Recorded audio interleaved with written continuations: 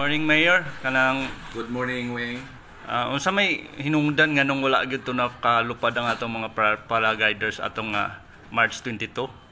Ang ato ang launching sa province. Ang province gyud ato mo'y usa sa nag-schedule nga i-launch nato ato ang paragliding dinhi sa ato ang lungsod sa Magsikopic for tourism, no?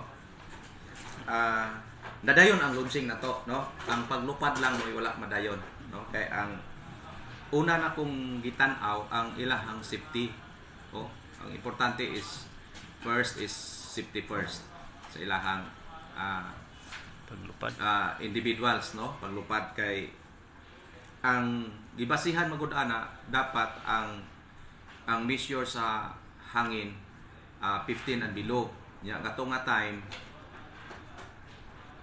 pwede ra og mga expert makaya nila ang number one jud nga hinungdan nga dili nila makaya tungod kay dili nila makita ang mao nga landing area o gapags unya nakuyawan pud sila kay o magpags magod wala ta kabalo nga mubasa ang paragliders ini kabasaan na di na siya magamit nya pertibe nang mahala, no? Kay 180,000 ang kada usa ana.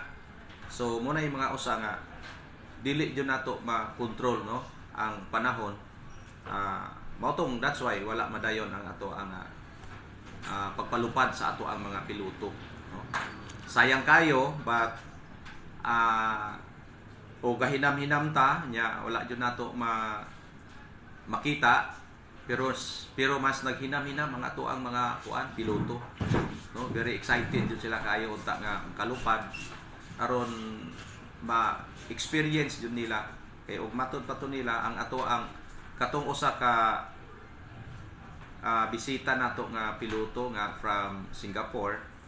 So bisan og asa na siya nga dapit sa kalibutan about of paragliding but nakita gyud niya diri nga the best nga paragliding ang Bindoy sumala sa iyang giingon. Then ni-promise sila nga og aduna tay mga activities nga pagahimuon sama atong gihimo. Willing silang mobalik, no? By hopefully taga-anta og maayong panahon sa ato ang charter day basig ma-invite na pud nato sila pohon, no? Sa ato ang charter day karong June 17. Pero before ato na silang paluparon, no? So munay ato ang gipaningkamutan ron nga baso na lang, no? Maduyugan ta sa maayong panahon. Sir, sa mayor sa kanong sa before fiesta na may posibilidad nga mobalik sila dire. Wala na. Wala na. Wala na. Adto ra sa sa June. Sa June na. Kaya na po sila laing activities. But for now, naatay lokal, no? Basta maayo ang panahon, makita ra gyud na nato dire sa ato ang lungsod nga every Saturday and Sunday naadyoy maglupad-lupad na diha unya pohon. Kay naa naman tay 5 ka mga local nga paragliding pilots, no? Na-train man nato na sila, ato man ang gastuhan.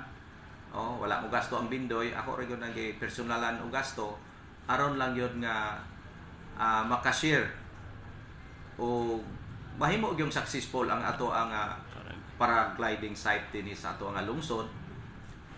Kay ug wala man gud ingon ani man gud nga ug wala tay local diri, sayang ang ato ang area nga matawag ta og Bindoy is the capital of paragliding sa Negros Oriental o wala tay local. Unang ako jud nagipaningkamutan nga naatay 5 ka piloto unya nga maghinahinay ra sila palupad diha po. So mora ni atangan sa taga Bindoy, sir, nga maglupad-lupad sila. Pagkakaroon 5 pero daghan og kinsa tong daghang mga interesado, no, nga interesado nga maka-fly sa paragliding, no. Naatay training unya pohon diha ra pos Magsiko, no, naatay training. Kinsa tong mga interesado. So giawag ang tanan para daghan ta diri sa Bindoy.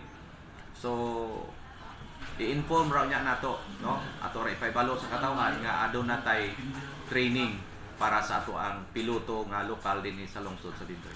Daghang salamat sa Mayor sa imong paghatag nato okay, time. Salamat po kayo.